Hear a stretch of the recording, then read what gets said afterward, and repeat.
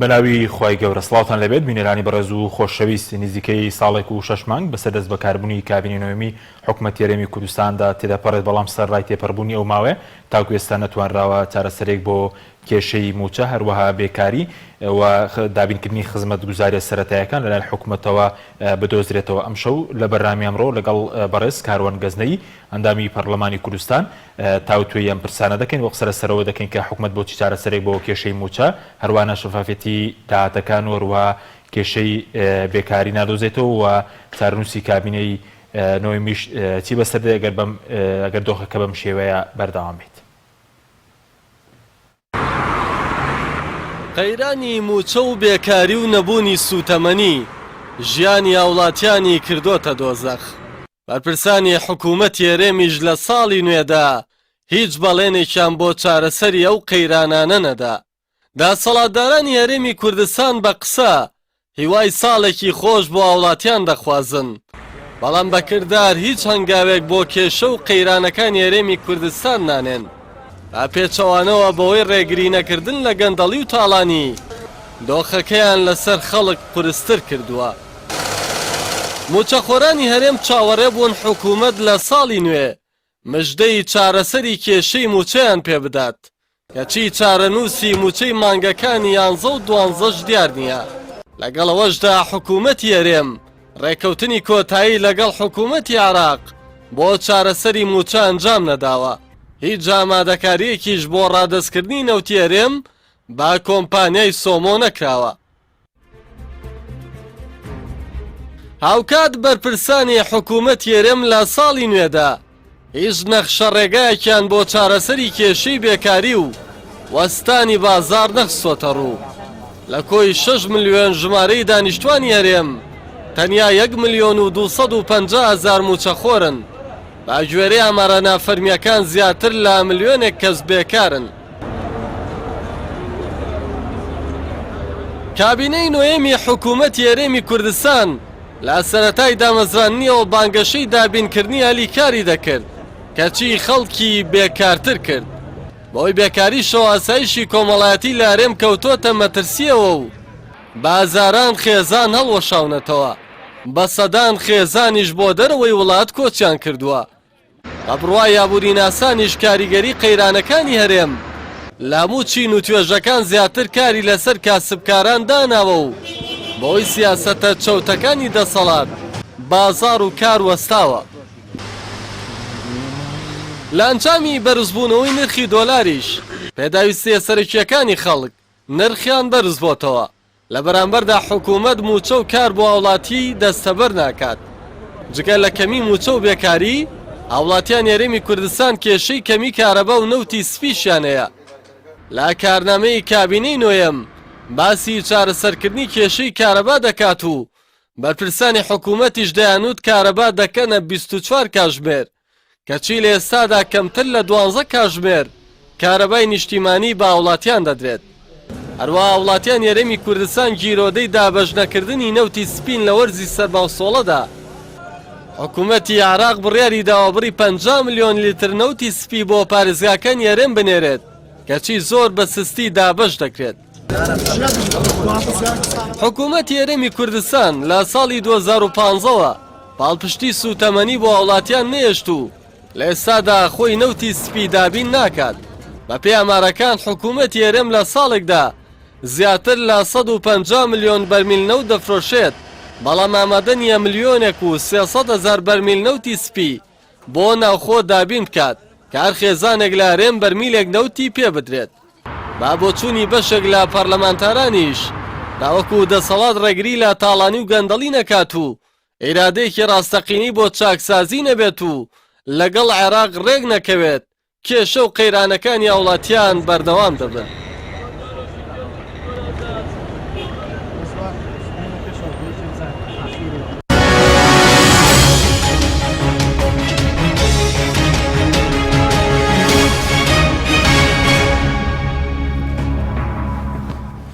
جارێکتر سڵاوتان لەبێت بینەرانی بەڕێز. کاک کاروان بەخێربێن، سوپاس بۆ ئامادەبوونتان. ئەگەر ئەسترەتە لە مەسەلەی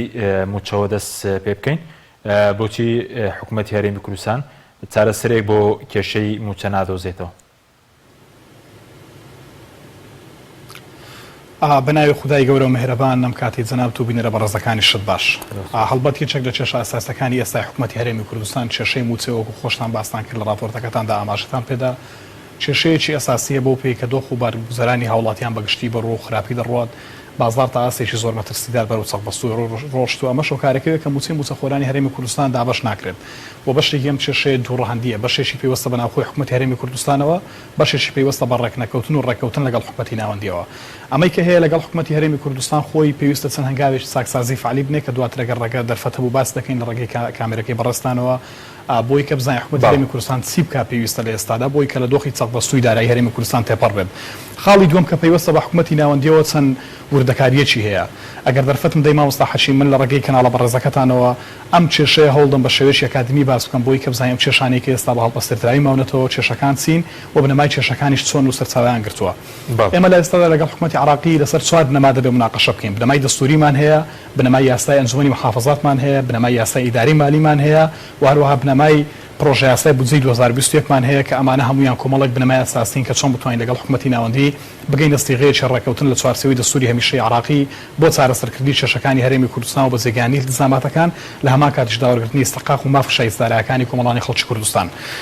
ئەوەی کە لە دەستور ئێستا کێشەیەکی هەڵبەستێردراوی ئانیە کێشەی موچەیە و کێشەی بودجەیە لەگەڵ حکوومەتی ناوەندی کە مادەکانی 111 و 112 دەستورن بە تایبەتی لە بارەی نەوتەوە و لە هەمان کاتیشدا مادەی 115 دەستوریە و مادەی 121 دەستوری شا کە ئەمانە کۆمەڵێک فەقەڕیان هەیە کە پەیوەستن ڕاستەوخۆ بە ڕێکەوتن نێوان حکوومەتی هەرێم و حکوومەتی ناوەندیەوە لە مادەی 111 کە مادەیەکی گرنگە باس لەوە دەکا کە حکوومەتی هەرێمی کوردستان کە حکوومەتی ناوەندی واتە حکوومەتی فێدراڵی نەوت و گازلان هەموو خەڵکی عراقەوە بەیەکەوە بەڕێوە دەبن و خاوەندارێتیشی دەکەن لە مادەی 112 باس لەوە دەکرێت کە حکوومەتی فێدراڵی لەگەڵ حکوومەتە خۆجێیەکان بەیەکەوە استراتیژەتی بەڕێوەبردننی چۆنەتی فۆرمیلەکردنی نەوتی عراق دادەڕێژن کە ئەمە یەکێکە لەو خاڵانەی کە خاڵ تەناقضاتە لە بینی حکوومەتی هەرێمی کوردستان و لەگەڵ حکوومەتی ناوەندیشدا لە مادەی 121 بە هەمان شێوە کە ئاماژە بۆ دەکات چۆن حکوومەتی هەرێمی کوردستان یاخود حکوومەتە خۆجێیەکان بتوان خاوەنی یاسای خۆیان بن و بە جۆرە یاسایانە ڕەنگڕێژی داهاتووی سیاسەتی خۆیان بکەن ئەمانە کۆمەڵە کێشەن کە چۆن حکوومەتی هەرێمی کوردستان بتوانێت بە ئەساسی لەگەڵ حکوومەتی ناوەندی ڕێککەوێ لەگەڵیان و بتوان کێشەکانی پێچارەسەر بکات یەکێشتر لە بنەماکان یاسای ئیداری مالیە کە یاسای ژمارە 6 ساڵ 2019 کە دوو فەقەڕەی مهمی هەیە بەرگەی هەشتم و لە هەمان کاتیشدا مادەی 27 لە بەرگەی پێنجەم ئەوەی کە لە بەرگەی هەشتمە کە باس لەوە دەکات کە دەبێت بودجەی ئیقلیم و محافظەکان بودجەی پەسەندکراو بێت و دواتر ڕەوانەی پەرلەمانی ناوەندی بکرێت فێدراڵی بکرێت وەی کە لەوە دووبارە مسابقە بکرێتەوە و حسەی هەرێمەکانی لەسەر دیاری بکرێت و لە مادەی 27 لە بەرگەی پێنجەم بە وازەحی هاتووە ئەگەر ئەم داهاتانە کە دیاری دەکرێت بۆ حکوومەتە خۆجێیەکان و بۆ هەرێمەکان کە ئێمە تەنها هەرێمێکمانەیە کە هەرێمی کوردستانە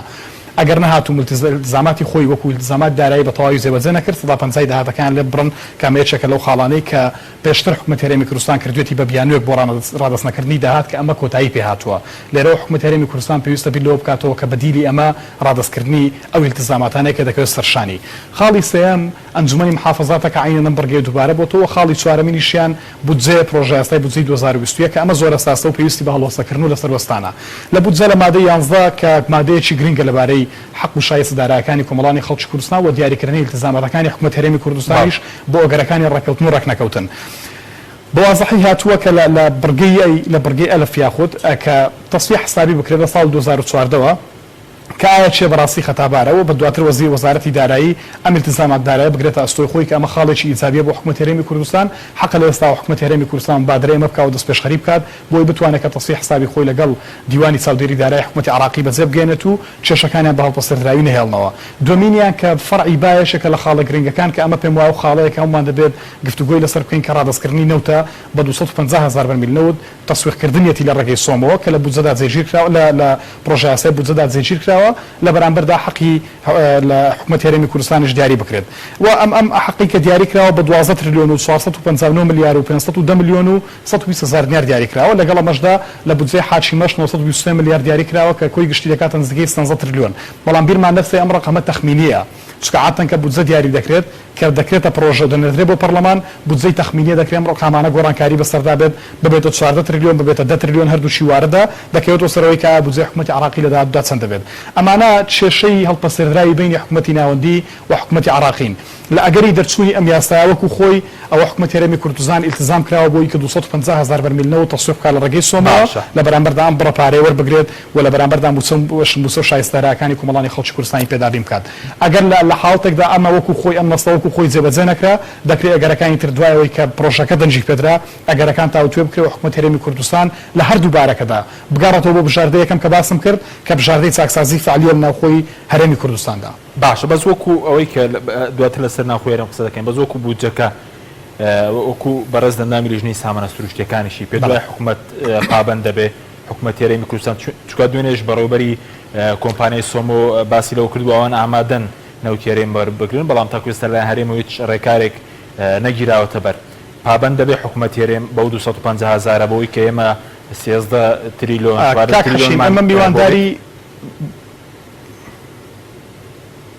ئەمە میوانداری تیمی دانوستانکاری حکومەت هەرێمی کوردستانمان کرد لە پەرلەمانی کوردستان کە سەرۆشی فراکسیۆنەکان ئامادەی بوون دەستەی سەرۆکایەتی پەرلەمان ئامادە بوون و ئەندامانی لیژنەی دارایی و قانونی و سامانە سروشتەکانیش ئامادەی بوون بە حزوری هەموو ئەو ئەندامە بەڕێزانەی کە لێوە بوون تیمی دانوستانکاری حکومەت هەرێمی کوردستان ئاماژەی بۆ کرد کە ئەوان لەسەر بودجە ڕێکەوتون و لەسەرەوە ڕێکەوتون کە هەرێمی کوردستان 250,000 بەرمیلنەوت لە ڕێگەی سۆمۆ تەسویق بکات لە وەڵامی پرسیاری پەرلەمانتارە بەڕێزەکان کە ئایا حکومەت هەرێمی کوردستان پابەندە بە جێبەجێکردنی ئەو مادەی و ڕادەستکردنی ئەم بڕەوتە بەڕێزان ئاماژەی بۆ کرد کە بەڵێ پابەندە بن و تیمی دانوستانکار گرنتیاندا لەوەی کە ئەمان نەوتەکە ڕادەستی سۆمۆ دەکەن لە ڕێگەی سۆمۆ تەسویقی دەکەن ئەگەر بێت و پابەند بن من پێم وایە بەشێکی زۆری کێشە دارایەکانی هەرێمی کوردستان و کێشە باڵەخەکانی هەرێمی کوردستان چارەسەر دەبن بە پێچەوانەوە کێشەی گەورەتر لە هەرێمی کوردستان چاوەڕوان دەکرێت و هەروەها دووساری گرفتی یەکجار گەوری دارایی دەبینەوە لەگەر ڕێکنەکەوتن لەگەڵ حکومەتی ناوەندی چکەم پێم وایە بژاردەی ئەفزەڵ ڕێکەوتنێکی واقعی و نووسرا و لۆژیکی لەگەڵ حکومەتی ناوەندی هاوتەریب لەگەڵەمەش چاکسازیێکی فعالی لە خاڵە سنوورەکان و پرۆسەی نەوتی لە هەرێمی کوردستاندا. باشە بەس وەکو ناردنەکە نەدەبوو نیەتپاکێک دەست پێشخەرێکە بووە چونکە یاسای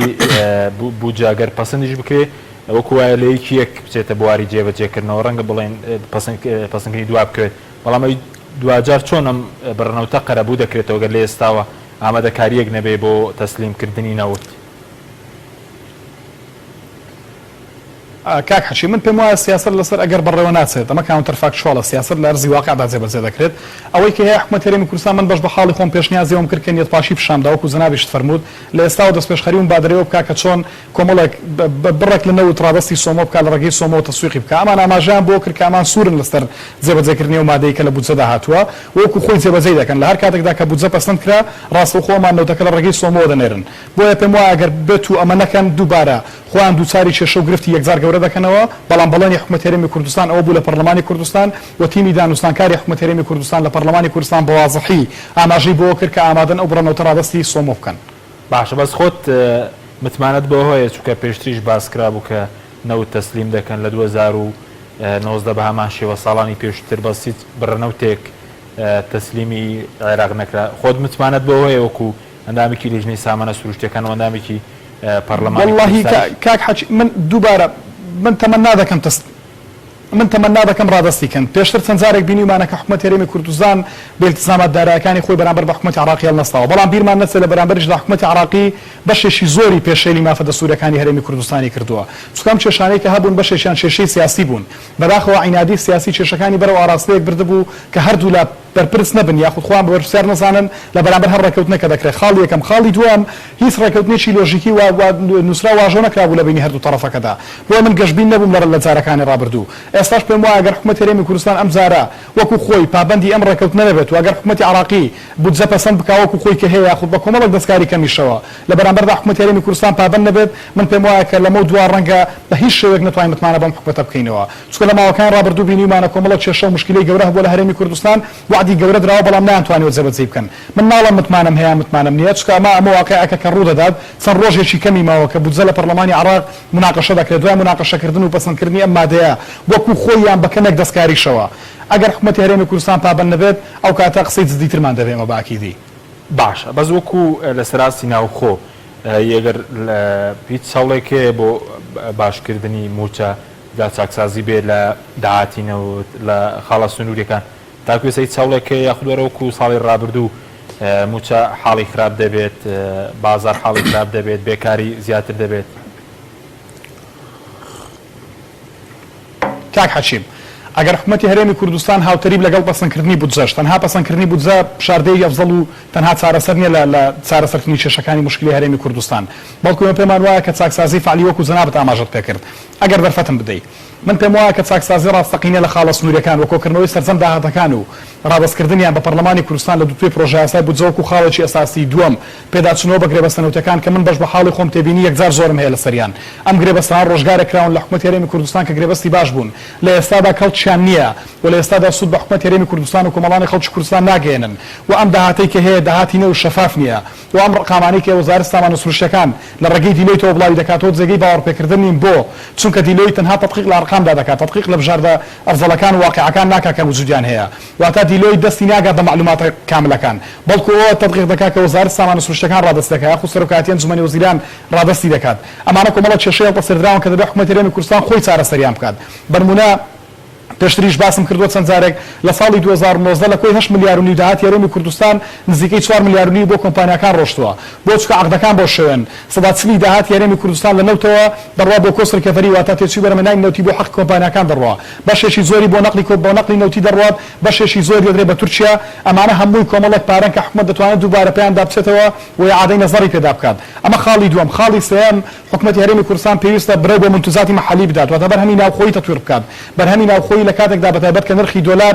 بەهای دۆلار بەرز بۆ تۆ بەرامبەر بە دیناری عراقی دەرفەتێکی زۆر باشە کە حکومەتی هەرێمی کوردستان بەرهەمی ناوخۆیی کارگە لە کارکەوتوەکان بخاتەوە گەڕ هەم دەرفەتی کاری زیاتر دەڕەخسێنێت هەمیش دەتوانێت کە بەشێک لە کێشەکانی حکومەتی هەرێمی کوردستان چارەسەر بکە بەڵام بەمەی کە ئێستا هەیە من پێم وایە گە لەگەڵ بەغدا شڕە بکەین ناتوانین کێشەدارەکانی حکومەتی هەرێمی کوردستان چارەسەر بکەین تاکە ڕێگە واتە ڕێگەی چارەسەری واقعی چاکسازیێکی ڕاستەقینەیە ئەم سێ خاڵی کە باسم کرد ڕێگەی ئەساسین بۆی کە بتوانین چاکسازی بکەین و لە هەمان کات دەمە کاتێک کە دەستمان پرۆسەی چاکسازی کرد لە کابینی نوێم حکومەتی هەرێمی وعدیدا کە ئەمە چینێکی چاکسازی بێ لە هەموو سێکتەرەکانی حکومڕانی چاکسازی لە خەرجی چاکسازی لە داهات و چاکسازی لە سێکتەرەکانی حکومڕانی بەڵام بەداخەوەی کە چاکسازی لە خەرجیش تا ئێستا بە شێوەیەکی زۆر چیسەلاسا بڕوا بڕێ و زۆر بە هێواشی دەڕواتە ڕێ و هیچ ڕێگە چارەیەکی و تۆمان نەبینیوە کە چاکسازی توانی بێتی بیکات لە چوارچێوەی پرۆژە یاسای چاکسازیدا واتە خاڵی یەکەم چاکسازی لە خەرجی کە دەستمان پێکردووە تەواو بکرێت خاڵی دووەم چاکسازی لە داهات بکرێت داهاتی ناوخۆ داهاتی نەوت داهاتی غیرە نەوتی و لە هەمان کاتیشدا برێت بە منتەزاتی مەحەلی بدرێت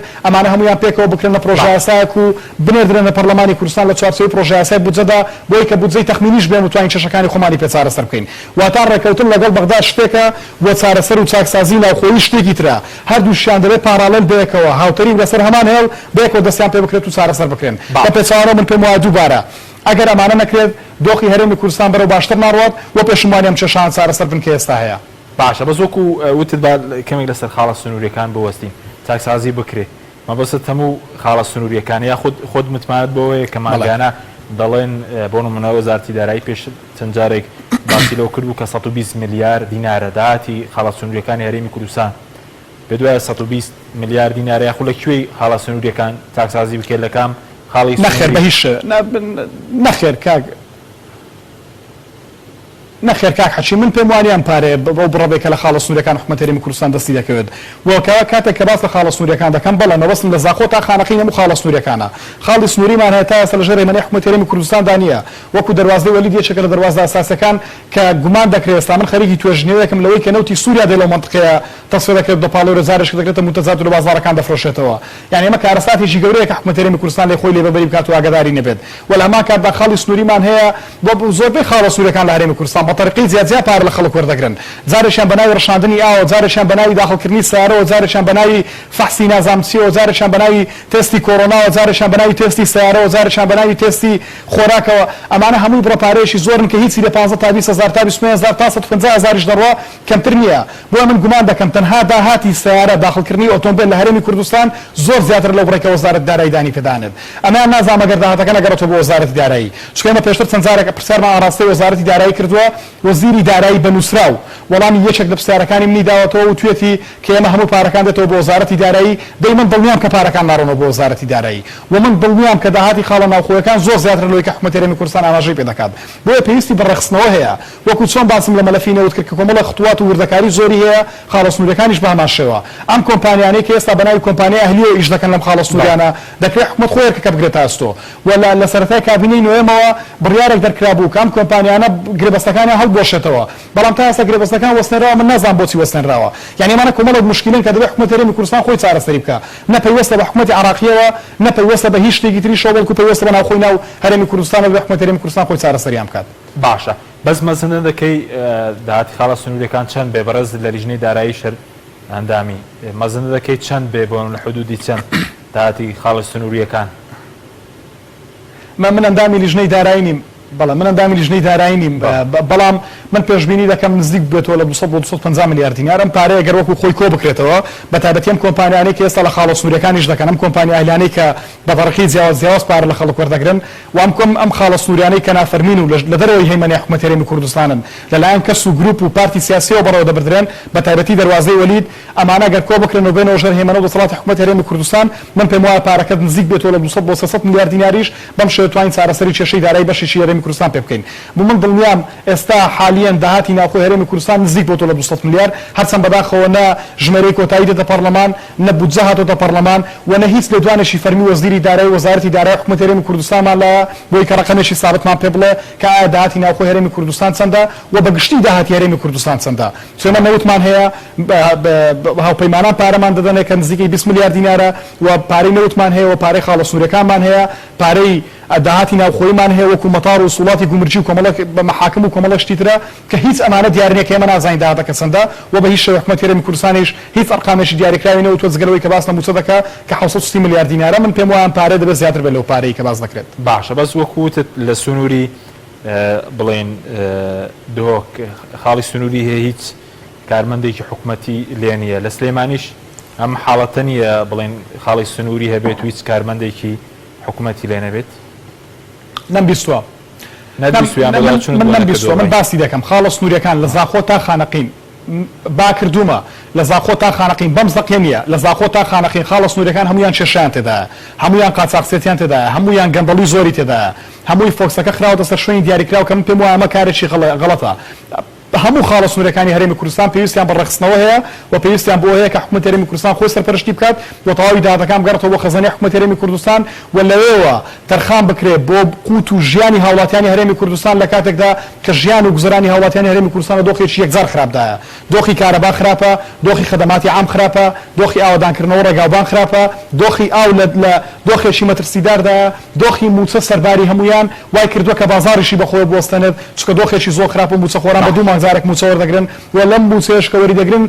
121 لێ دەبڕدرێت بۆیە من پێم وایە تەواوی خاڵە سنووریەکان بەبەرەک بخرێنەوە دووبارە ئەمە نەفەسێکی حەزبی نییە تکا دەکەم ئەمە نەفەسێکە من پێم وایە خاڵە سنووریەکان لە زاخۆ تا خانەقین دەبێت ڕێک بخرێنەوە و هەموو ئەم داهاتی کە دەستمان دەکرێت لە هەرێمی کوردستان لە چوارچەوەی پرۆژەی یاسای بودجە بنێردرێتە پەرلەمانی کوردستان و حکومەتی هەرێمی کوردستان ڕازگۆیانە بێت ڕقەمێک بدا بە خەڵک بڵێ من دەتوانم ئەوەندە موچە بدەم ئەمە کاک حەچیم بەسەراحەت یعنی ئەگەر لە حاڵێکدا نەمانتوانین لەگەڵ حکومەتی ناوەندی بگەین بەڕێکەوتن سی وەکو باسم کرد ئەفزڵێت ئەوەیە کە لەگەڵ ڕێککەین ئەگەر ڕێک نەکەوتین لە حاڵەتێکدا خۆ غێر دەبێت حکومەتی هەرێمی کوردستان ناچار دەبێت بە مەنگاوانە جێبەجێ بکات خۆ دەبێت بە ناچاری هەنگاوی چاکسازی ڕاستەقینە لە خاڵە سنووریەکان بگرێتە بەر لە مەلەفی نەوت پێداچنەوە بۆ گرێبەستان دابکات پێداچنەوە بە داهاتی نەوت دابکات شەفافی بکات بیهێنێتە پەرلەمان ئەمانە بژاردەی سەرچین و ئەمانە ڕێگە چارەی سەرچین کە حکومەتی هەرێمی کوردستان بیانگرێتە بەر و بتوانێت دۆخی ئێستا هەرێمی کوردستانی پێ چارەسەر بکات و خەڵکی کوردستان لەم تەنگەژە ئابووری دەرباز بکات بۆ قۆناغێکی باشتر و ئارامتر باشە با پرسێک تر کۆم بەسەر خاڵە سنووریەکان دواتر دەچین سەر پرسەکانی تریش بەس سەرەوەی کە دەڵێن پارتی یەکێتی لەرقی یەکتر چاکسازی ناکەن لە خاڵە سنووریەکان بۆچی یەکێتی نیشتیمانی ئەگەر خواسی چاکسازیە لای خۆیەوە دەست پێ ناکە پێشتر سەرۆکی یەکێتی پێشتر لە چاوپێکردنێکی لەگەڵ ڕۆژنامەنووسان باسی لەوە کردبوو کە هێز دەنێنە سەر مافیاکان و دەستگیریان دەکەن بەڵام تا ئێستا هیچمان نەبینی مافیاک دەستگیر بکرێت ئەمە ئەرچی حکومەتی هەرێمی کوردستانەوە باس لەوە دەکەین کە حکومەتی هەرێمی کوردستان حکومەتی هەمومان بێت و سەرۆک حکومەت کاتێک کە دەست بەکار بوو جەنابی باسی لەوە کرد کە دەوێت سەرۆک حکومەتی هەموو کوردستان بێت باشە کاتێک کە سەرۆکی هەموو حکومەتی هەرێمی کوردستانە با لە دەواازەی وەلیدەوە دەست پێ بکات دەواازەی ئیبراهیم خەلیل چارەسەر کات ئینجا هەنگاوی چاکسازی لە هەموو دەواازەکانی تری شۆ بنێت ئەمە بەمانای ئەوە نییە کە ئێمە بڵین باواز لە باشماق بێنی یاواز لە شوێنەکانی تر بێنین نەخێر من دووبارە باسی دەکەم حکومەتی هەرێمی کوردستان بە یەکدەستی بابێتە دەست هەموو ئەو کێشانێکە لە دەواازە سنووریەکان هەیە هەمووی بێکەوە چارەسەر بکات لە باشماق لە سەیرانبەن لە پەروێزخان لە حاج جۆمەران لە ئیبراهیم خەلیل لە هەموو ئەو دەواازانی کە لە کوردستان هەن بۆ پارەکەی بە شێوەی شەفافانە بێنێتەوە بۆ ناو وەزارەتی دارایی بەڵام بەشێک لەو کۆمپانیانەی کە ئێستا لە خاڵە سنووریەکانی ئیش دەکەن من گومان دەکەم سەر بە بەرپرسی باڵای ئەم وڵاتەن چاکسازی چۆن بەم شێوە دەکرێت ئەم گرێبەستانەی کە هەن نزیکی 9 مانگە بڕیاری بۆ دەرچووە کە ئەم گرێبەستانە هەڵ بۆ شێندرێنەوە و گرێبەستەکان ڕابگیرن ئەم کۆمپانیانە چیتر ڕێگەیان پێ نەدرێت کە بڕۆن لە خاڵە سنووریەکانیش بکەن وەکو پێشتر باسم کرد کۆمپانیای نیو ستاندارد چەند جارێک تریش باسم کردووە ئەم کۆمپانیا بە 12 طریقە پارە لە خەڵک وەردەگرێت باشە بۆ ڕای ناگرن ئێستا ڕۆژی حکومەت ناتوانێت لانی کەم لە بەشێک لە خاڵە سنووریەکان ڕای بگرێت نەخێر خۆیەتی سەرۆکایەتی حکومەتی لا نییە بەڵام هێشتا ژمارەوە نایە کە ئێمە بەرپرسیارەتی ڕابکەین و پێمان وا بێمەر کە لەسەر شانی ئێمەشێ نەخێر بەرپرسیارەتەکە لەسەر شانی ئێمەشە و من پێم وا دەبێت حکومەت هەرێمی کوردستان چارەسەری بکات ئێمە پشتیوان و هاوکار دەبین و هیچ کاتێک باوەڕمان بۆ نەبووە کە ئەم فەوزا و ئەو هەموو قاچاقسەتێکە لە خاڵە سوورەکان هەیە بەو شێوە ئێستا هەیە بەردەوام بێت و ڕێگەی پێ بدرێت هەمیشە دژیەوە بووین و بە ئێستاشەوە وی هاوسەرۆکی یەشە توش فەرمیەتی پێشتر ئێمە ئێستا کاری ئێستا دەکەین و باوەڕمان بۆ یەکە دێت پێداچوونی بەدا بکەین بەڵام دووبارە ئەرچی حەزب نیە ئەرچی حکومەتە حکومەتێکمان هەیە ئەرچی حکومەتێکە چارەسەریان بکات باشە بەس وەکو نەوت کەوتت گرێبەستەکان پێداچوونیان پێدا بکرێت گرێبەستەکان کەوت وەکو چارەسەرێک بۆ مەسەڵی موچە گرێبەستەکان یاخود داهاتەکەی چکە سەباز دەکرد لە حدودی 300 میلیارد دینار دێتە وەزارەتی دارایی داهاتەکەی چاکسازی تێدا بکرێت نەوت گرێبەستەکان چی بڵێن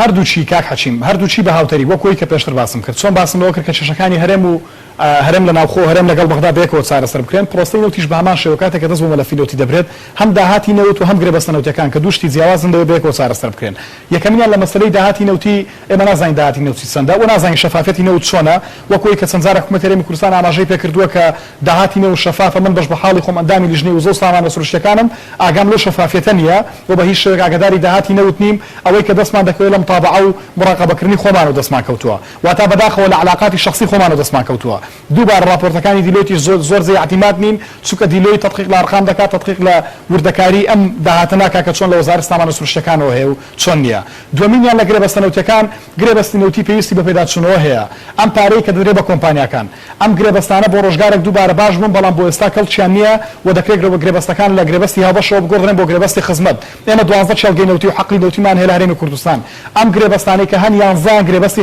هاوبەشن یەک گرێبەستیان نەبێت کە گرێبەستی خدمەیە کە ئەمیش گرێبەستی خوڕمەڵەیە کە 170,000 بەرمیل بۆ 190,000 بەرمیل بەرهەم دەهێنێت من گومان دەکەم ئەم گرێبەستەش وجودی نەبێت حکومەت خۆی ئاماژە بۆ دەکات کە گرێبەستی خدمەیە بەڵام من بەش بە حاڵی خۆم گرێبەستەکەم نەبینیوە چەند جارێک لە پەرلەمان داوامان کردووە کە گرێبەستەکانمان بۆ بنێرن ناماردووە پەرلەمانی کوردستان بۆیە کاتێک باس لە پرۆسەی نەوتی دەکەین باس لە شەفافیەت و داهاتی نەوتی دەکەین و باس لە پێداچوونەوەی گرێبەستە نەوتەکانیش دەکەین یعنی حکومەت هەرێمی کوردستان پێشتر بۆڕی نەوتی هەبووە بە بەهای ملیارێک و نزیکی 800 میلیۆن دلار فرۆشتێتی بۆ کۆمپانیای کار ئێستا کۆمپانیای کار بێکەوە بە جوینت ڤێنچەرێکیان هەیە لەگەڵ ڕۆزنەفتی رووسی ئەم نەوتەکە دەگوازنەوە نزیکی 6 میلیۆن دلار وەردەگرن کە 160 بۆ کۆمپانیای ڕۆزنەفتە و 130 بۆ کۆمپانیای کارە بەلە بەرامبەردا 40 میلیۆن دلار دەن بە تورکیا پارێش یەکجار زۆر لە نەقلی نەوتی سەرف دەکەن پارێش یەکجار زۆر لە کۆمپانیای سکیوریتی سەرف دەکەن لە کاتدا ئێمە 2 لیوای نەوت و گازمانە لە هەرێمی کوردستان ولا هەمان کاتدا پارێش زۆر دەن بە کۆمپانیەکان پارەیەک دەبێت بدرێ بە ڕۆیالتی بۆ مڵکانە نازانین چی بەسەردێ پارەیەک دەبێت بدرێ بە کۆمپانیای کە بکۆیمە نازانین لە دوای قازانجی نەوتی چی بەسەردێ ئەمانە کۆمەڵە کێشەن کە حکومەت هەرێمی کوردستان توان چارەسەریان بکات و من لە پەرلەمانی کوردستان کاتێک کە سەرۆک حکومەت و جێگیری سەرۆک حکومەت و وەزیری دارایی وجودیان هەبووە لە پەرلەمان لە خلالی 2 دقە نەخشە ڕێگایەکمان قسۆتە ڕوو بۆی کە پێداچوونەوە بە گرێبەستە نەوتەکان نزیکەی 2 میلیارد دلار بۆ خەزانەی حکومەت هەرێمی کوردستان دەجێڕێتەوە بەڵام تا ئێستا سنگارێکمان نەبینیوە چەند جارێک گوێمان لەوە بووە کە بەڵێ حکومەت هەرێمی کوردستان دەوێت پێداچوونەوە بەم گرێبەستاندا بکات بەڵام هیچ هەنگاوێکی کردەیمان نەبینیوە و ئەم هەنگاوە کردەوەیە کە فعلان پێداچوونەوە بۆ گرێبەستاندا بکرێت و داها شەفاف بکرێت بەیەکەوە لەگەڵ خاڵە سوورەکان و هەموو کێشانی تر کە چارەسەر کرا بنەرێتە پەرلەمانی کوردستان باشە جێی سەرنجی لای ئێوە بڵین سەبارەت بە گواستنەوەی نەوت بۆ نمونە کۆمپانیای کار ڕوزنەفت 4 بەرمیل 4 دلار بۆ هەر بەرمیلێک نەوت لە ناو خاکی هەرێم وەربگرن بۆ گواستنەوەی نەوتەکە لە تورکیا بڵین 3 دلار بۆ هەر بەرمیلێک لە بەرامبەر گواستنەوەی بەرمیلێک بۆچی لە ناو خۆی هەرێم لە خاکەکەی خەڵکی کوردستانە گرانتریش بێ گواستنەوەی بەرمیلێک نەوت کاک حەچیم لە هیچ شوێنێکی لە هیچ سووسێکی ئەم دنیای من تەحەدا دەکەم نەبووە کە بۆڕی نەوتی لە ماوەی 5 ساڵ ئەم کولفەیە کە تێی چۆ دەریکاتەوە ئەوەی کۆمپانیای کار کردوێتی لە ماوەی 4 ساڵ نەک 5 ساڵیش کولفەی تێچووی بکڕینی بۆڕی نەوتەکەی دەرکردوێتەوە چکە مانگانە 6 میلیۆن دلاری وەرگرتووە ئەم پارەیەوەکو باسم کرد ملیارێک و 800 میلیۆن دلار بووە ئەمە مانگانە 6 میلیۆنیان وەرتەوە بۆ ساڵێک حسابی کە بۆ 4 ساڵ بۆ 5 ساڵ حسابی کە بۆڕی نەوتی یاخود پایپلاین کە لە شوێنێک دەکرێت لە وڵاتێک دەکرێت گرێبەستەکە بۆ شوێ دەکرێت کە نزیکی 40 ساڵ تا 50 ساڵی پێ بچێت و لە بەنەتیجەش ئەم بۆڕیە ئەم پایپلاینە زۆربەی جاری حکومەتی خۆجێیە بەڵام لێرە لەگەڵەوەی کە دراوە بە کۆمپانیایەکی ئەهلی لەگەڵەوەی کە دراوە بە کۆمپانیایەکی حزبی لە هەمان کاتیشدا ئەم بۆڕیە لە ماوەی 5 ساڵ داهاتی خۆی خۆی وەکو ئەو کولفەی عفو کولفەی کە تێی چۆدەری کردوتەوە و بەڵێ جێگەی پرسیارە بەڵێ دەبووە حکوومەتی هەرێمی کوردستان خۆیان قوتواتانە بکات من لە سەرەتای بەرنامەکەش وە چەندین جاریش ئاماژەم پێ کردووە پێشتریش هەر لە ڕێی بەرنامەکەی جەنابتەوە کاک حەکیم ئاماژەم پێ کردووە ئەم شتانە شتگەلێک بوون حکوومەتی هەرێمی کوردستان دەیتوانی خۆی بیکات من تێناگەم بۆچی ئەم کارانەیان کردووە لە کۆمپانیای سکیورتی لە نەقلی نەوت لە ئێستای گرێبەستەکان لە داهاتی نەوتی لە گۆڕینەوەی کە پارەی کۆمپانیا لە پارەی نەوت لە بانکەکاندا ئەمانە کۆمەڵێک شت بوون حکوومەتی هەرێمی کوردستان دەیتوانی خۆی بیکات هیچ کێشەیەکیشی بۆ دروست نەدەبوو و پێشم وایە قازانتی زۆر زیاتری دەکرد و داهاتێکی زۆر زیاتریشی دەست دەکات ئەجا بۆ ئەفم کە پێش ئەفم کە کاک حەکیم ئەگەر ئیجازەم دەی ئەگەر ئیجازەم دەی یەک جوملە بەڵێ فەرموو باش باس دەکەم دوای ناوبڕەکە دێمەوە هەموو ئەمانەی کە من ئاماژەم پێکردن بەدەیان و سەدان جار و لە ڕێگەی سەدان پرسیار و سەدان یاداشتەوە داومانە بە حکوومەتی هەرێمی کوردستان نەخشەڕێگەی چارەسەرمان داوە بە حکوومەت لە ڕێگەی پرسیار و داومانە بە حکوومەت لە ڕێگەی مخاتەبەی مواجهەی ڕاستەوخۆ لەگەڵ حکوومەت کردومانە هیچ ئەنجامێکیشی نەبووە ماوەی 2 ساڵەمە لە پەرلەمانی بەداخۆ نەمانتوانێت بگەین نەتیجەیەکی باش سەرکەوتوو بەڵێ سوپاس دەکەم بەڵێ بینەرانی بەڕێز ناوبڕێکی کورتو دەگەڕێنەوە وڵاتە تۆپ ئارت تاکە بریکاری تۆڕی میدیایی کۆمەڵ بۆ بەرهەمهێنان و بڵاوکردنەوەی ڕێکلام برنجی سروشتی شیمال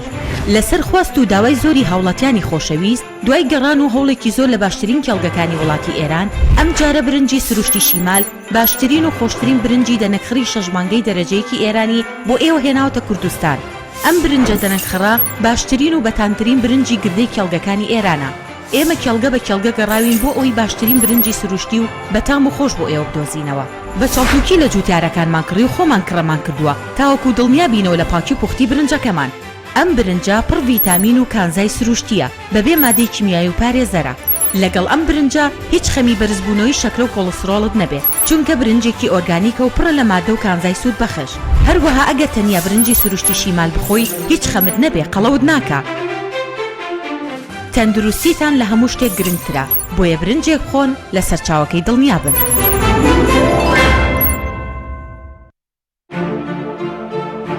بە باشترین کۆڵەتی دەستمان پێکردو وەک هەمیشە باشترین بەرهەم پێشکەش دەکەین کارگەی هەڵاڵە بە ئەزموونی 12 ساڵی ڕابردوو لە دروستکردنی بوتڵی غازی ماڵان کە ئێستا لە تەواوی کوردستاندا بوونی هەیە بەردەوامە لە خزمەتکردن و ئێستا هاوشێوەی کارەکەمان تەنکی غازی LPG بە هەموو قەبارەکانیەوە بە باشترین کواڵەتی و ستانداردی ئەوروپی لە ژێر چاودێری کواڵەتی کۆنترۆلی حکوومەتی هەرێم و کۆمپانیایەکی تایبەت بە چێککردنەوەی تانکەکان لە ڕووی کواڵەتی و دانانی ئەکسسواراتی ئیتاڵی بەردەوامە لە بەرهەمهێنان ئێستا هاوڵاتیان و هاوردەکاران دەتوانن بێ دوودڵی تەنکی غازی هەڵاڵا بەکار بهێنن کە گرنگی 100% لەگەڵە بۆ ماوەی 10 ساڵ وەک هەمیشە لە هەرزانی نرخ و باشی کواڵەتیدا بێڕکابەرین کۆمپانیای هەڵاڵا باشترین جۆر سەلامەتی هەمیشەیی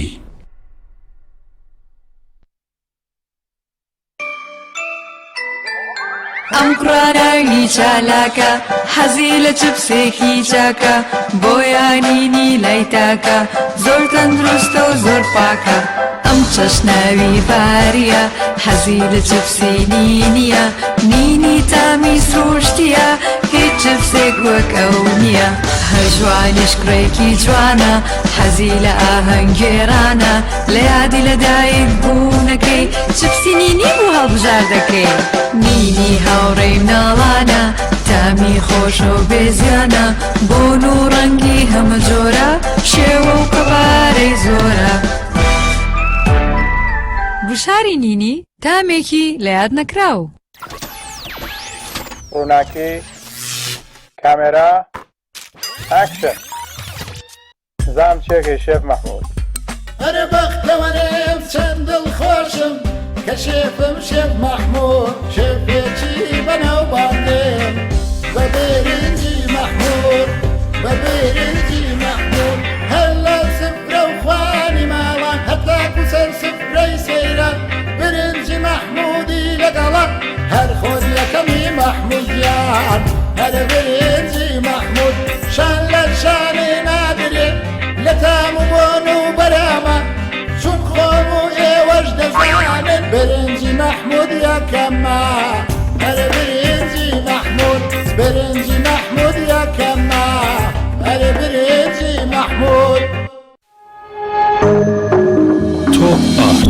تاکە بریکاری تۆڕی میدیایی کۆمەڵ بۆ بەرهەمهێنان و بڵاوکردنەوەی ڕێکلام.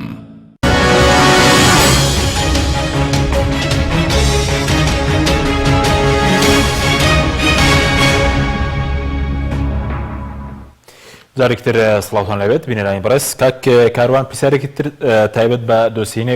نەوت ئەویش باز لەوە دەکرێت کە لە مافتەیە پەرلەمانی کوردستان وەزیری سامانە سروشتیەکان دیاری دەکات دوای ساڵێک و 6 مانگ.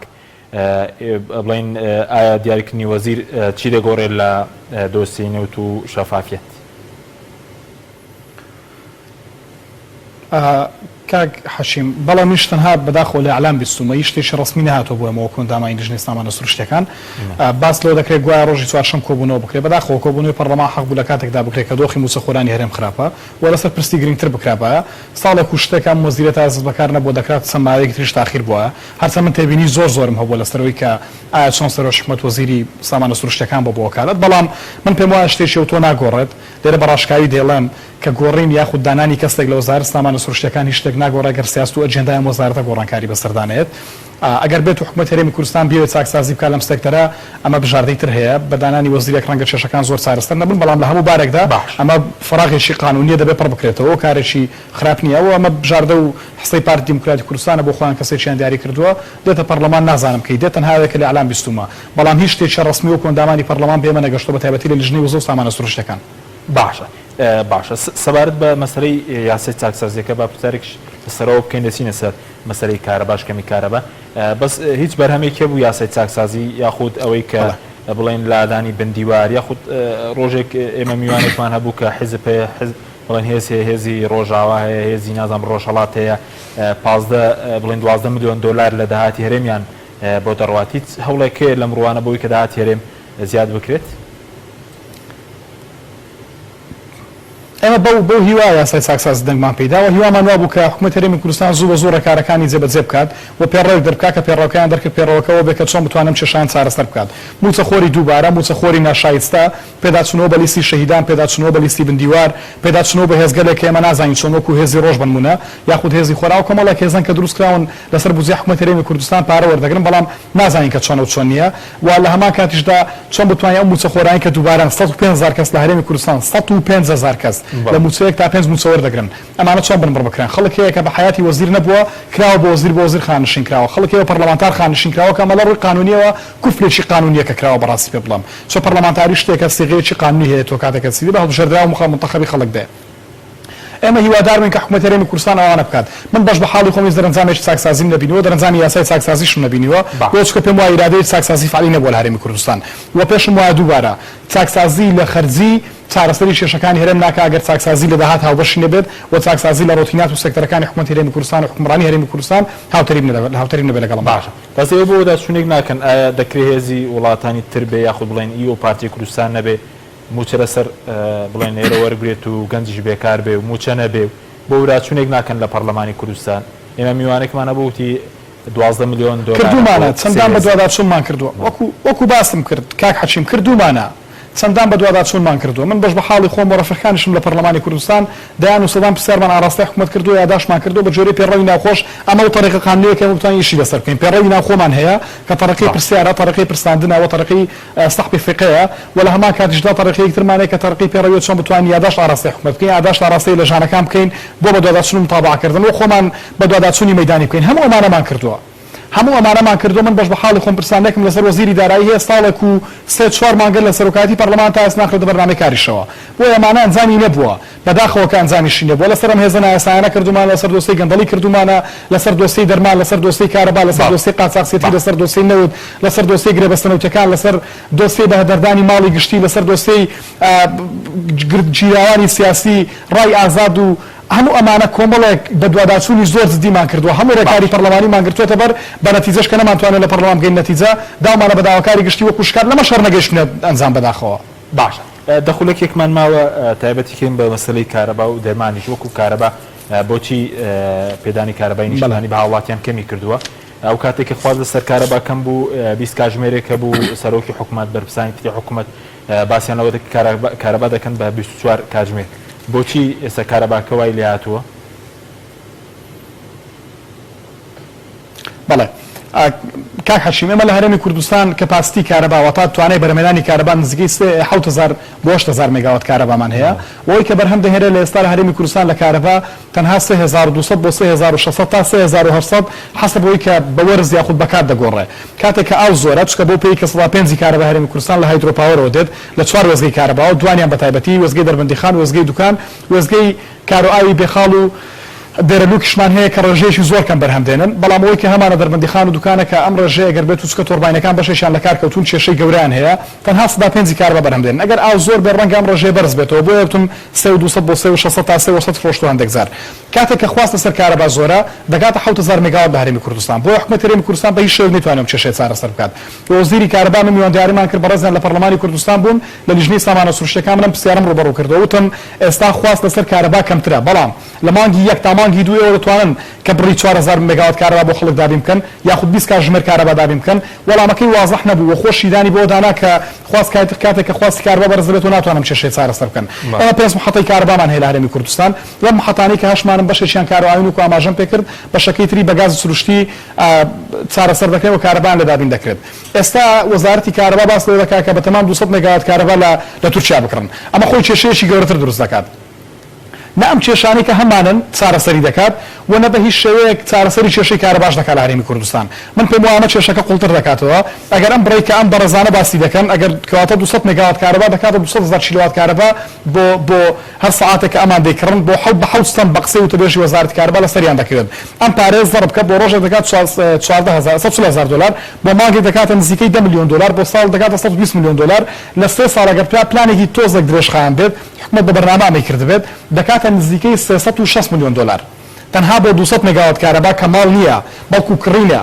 باشە کیلووات پێر ئاوەرە بە سەعات دەیکڕن و ئەگەر بێت و ئەمە بکەن ئێمە کێشەکانی خۆمان توانین بەم بڕە پارەیە چارەسەر بکەین بە شێوەیەکی کە یان توانین محەتەکانی خۆمان تەتوێر بکەین وەکوی کە داناگاز خۆی باسی دەکات کە ئەوان بۆ دە ساڵی داهاتوو پلانیان هەیە کە بتوانن 4 میلیارد دلار ئستثمار بکەن لە گازی سروشتی لە هەرێمی کوردستان بەشێک لەم گازدا ئەگەر بیفرۆشین و ئەگەر نەیفرۆشین لە کارەبا توانین سەرفی بکەین دەتوانین نزیکی 6000 بۆ 5000 مێگاوات کارەبا لە هەرێمی کوردستان بەرەم بێنین بۆی کە ئێستا هەمانەوەتە بگەینین بە واستا دومینیان توانین لە ڕێگەی وزە لێبووەکانەوە قەنەعەت کە کاک حەچیمەوە لە ساڵی پار لەگەڵ ڕەفیقێکم شنۆخان لە پەرلەمانی کوردستان پرۆژە یاسایەکمان تەقدیم کرد چۆن بتوانین کارەبا لە ڕێگەی وزەنێبووەکانەوە بەرەم بێنین چۆن بتوانین لە ڕێگەی وزەنێبووەکان وەکو وین تۆرباین وەکو هایدرۆپاوەر وەکو تاقەی شەمسی وەکو سۆلەر بۆیلەر کەمانە هەمووشیان واردن لە هەرێمی کوردستان بۆ عەلمی جەناب و بینەرە بەڕێزەکانی شت هەموویان واردن توێژینەوە کراوە لە هەرێمی کوردستان کە هەرێمی کوردستان دەتوانێت وین تۆرباین دابنێت واتە تۆرباینی بایی دەتوانێت هایدرۆپاوەرانی کە هەیەی بی گۆڕە گەورەتریان کە یاخود دەبڵیان بکاتەوە کارەبا زەدر بەرەم بێن لە ئاو و دەتوانێت لە ڕێگەی تاقەی شەمسیەوە کە شوێنمان هەیە مەکانێکی باشمان هەیە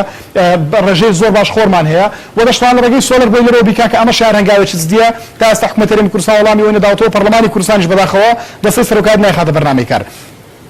ئەگەر حکومەت ئەمەش نەکات بژاردەیەشی بەدیلی هەیە کە بێت لەبری ئەوەی کە خۆی بارکاڵ بستێت بە ڕێگەی کۆمپانیایەکی مەحەلیە کۆمپانیایەکی بیانی بێنێکە لە تاقە شەمسەکانیش بکات و لە ڕێگەی ئەمانەوە کارەبا دابین بکات بۆ ماوەی 30 ساڵ بە هەمان ئەو بڕۆپارەی کە دەیدەن بە تورکیا کە ئێستا ئامادەن بیدەن بە تورکیا کە دەکاتە نزیکی 400 ملیۆن دلار کە خۆیان لە ڕێگەی کۆمپانیایەکەوە بەرهەمی بێنن هەمان بڕی کارەبامان دەست دەکەوێت بۆ ماوەی 30 ساڵیش هەمان کارەبا تا ڕێژەی ئێستا 70 بۆ 80 داتەیە بەڵام نایکەن نازان بۆ یاخود دەتوانن دروستکردنی تۆرباینێکی تازە پاوەرپلانتێکی تازە لە هەرێمی کوردستان ئەم پاوەرپلانتە وەکەوەی کە ئێستا هەمانن یان گەورەتریان بکەن یان خۆی حکومەت شتێکی وا بکات پارەکەش هێمە و پارەی تێدەچێت و بڕەکەش هێمە بڕە دەبێت کە لە تورکیا بەتەمان بیکڕن من تێناگەم حکومەتی هەرێمی کوردستان بۆچی هەنگاوێک نانێت کە بەرهەمی ناوخۆیی هەبێت یعنی من تێناگەم بۆچی دێن ئامادەن کارەبا لە تورکیا بکڕن بۆ 3 بۆ 4 بۆ 5 ساڵ بە بڕی 400-500 ملیۆن دلار بەڵام ئامادەنی ناوخۆی خۆمان کێشەی کارەبا چارەسەر بکەن بۆ چەندان ساڵیش ئەم کێشەیە تکرار دەبێتەوە بۆ عەلمی جەنابی شت کاک حەچیم بە هیچ شێوەیەک کێشەی کارەبا چارەسەر نەکراوە باشە بەس وەکو بۆی یەکشتم پرۆژەیەکی هەیە کە پرۆژەی سمارت میتەرە کاک حەچیم گیان سوتەمەنی دەتوانن پایپلاینێک دروستکەن لە سلێمانی لە کۆرمۆرەوە لە مەنطقەی چەمچەمان لە کۆرمۆرەوە بۆ محەتەکانی ئێرە لە هەولێر بۆ محەتەکانی تر لە سلێمانی بۆ هەموو شوێنانەی کە محەتەی کارەبایی لێیە دەتوانن ئەم کێشەیە چارەسەر بکەن حکومەت ئامادە بێت 200 ملیۆن دلار بدا بە تورکیا بەڵام ئامادە پایپلاین دروستکە بۆچی ئەمە ناکات بۆ سوتەمەنیمان نیە ئەمە گازی سروشتیمان هەیە خۆ کاتێک کە باس لە وزە دەکرێت لە هەرێمی کوردستان تەنها نەوت نییە گازیشە ئەمە سەروەتێکی گەورەیە لە هەرێمی کوردستان من نازانم بۆچی حکومەتی هەرێمی کوردستان ئیدامەی پێنادات و گرنگی پێنادات باشە بینی سەر دۆسەی دەرمان کە پێشتر بەڕێز کار لەسەر کرده بوو دەرمانی قاچاق و بڵێن دەرمانی بەسەرچووک کە هێنرا بۆ هەرێمی کوردستان دۆسێکە بەکوێ گەیشت و ئایا چی دەکەن ئێوە ئەگەر دۆسەکان جامی ئەمە کەوا کاتێک کە باس لە دەرمان دەکەین کاک حەشیم سێ بنەمامان هەیە بنەمایەکمە دەرمانی بەسەرچووە دەرمانیشانەوەیە کە دەرمانی قاچاق و بێمەفعولیەتە و دەرمانیشانەوەیە کە دەرمانی دەرنەچۆ لە کوالیتی کۆنتڕۆڵ دەرمانی بەسەرچوو چیە کۆمەڵک دەرمان دەگرێتەوە وەکو دەرمانی پمپی دڵ کە پێشتر ئاماژەم پێکرد و بڵاوم کردەوە من پمپی دڵ کە دەهێنێتە هەرێمی کوردستان بەسەرچووە وەکو ئەو سۆندەی قەستەڕەی پێ دەکرێت بەسەرچووە و ئەمانە کۆمەڵک دەرمانی زۆری ترکە من هەمووی لە کاتی خۆیدا بڵاوم کردەوە دام بە داواکاری گشتی دام بە لیژنەی تەندروستی لە پەرلەمانی کوردستان بێ ئاکام و بێ ئەنجام بوو بە تەمام شکال لە وەزیری تەندروستی بکەم لەم بارەیەوە دەرمانی قاچاق و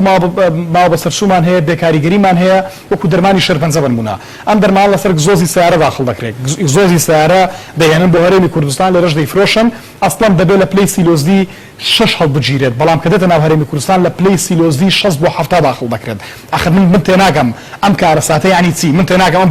بازرگانیکردنە بە گیان و ژیانی خەڵکۆ یعنی چی دەرمانی شەرپەنجە باس دەکەم کە دەرمانێکی زۆر کاریگەرە وەکو دەرزی شیمیاوی دەرمانی ترمان هەیە کە دەرمانی کوالیتی کۆنتڕۆڵە کە چۆتە کوالیتی کۆنتڕۆڵ بەڵام ستیکەری وەرگرتووە و دەریش نەچووە 3000 تێستکراوە 4000 تێستکراوە دەرنەچووە ستیکەریشی وەرتۆ لە بازار فرۆشتەوە وەکو دەرزی کۆرتیزۆن کە من لە پەرلەمانی کوردستانیش ناو قاعەی پەرلەمان بەڕووی سەرۆشی پەرلەمان و سەرۆکایەتی پەرلەماندا بەرزم کردو بۆی کە لیژنەی لەسەر پێک بێنن و پرسیارم ئاڕاستی وەزارەت تەندروستی وەزیری تەندروستی کردووە وەزیری تەندروستی خۆی دام بۆ دانێت بەڵێ دەرمان هەبووە لە بازارەکانی هەرێمی کوردستان فرۆشراوە لە کوالیتی کۆنتڕۆڵ دەرنەچووە بەشێک لەم دەرمانانە وەکو دەرمانی بەنج و نیوبەنج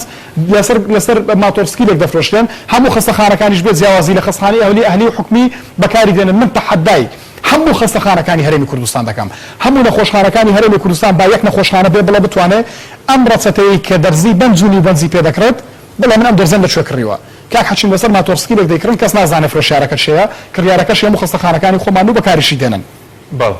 ئێمە ئەم دۆسیەمان جوڵان دامان بە لیژنەی تەندروستی لە پەرلەمانی کوردستان و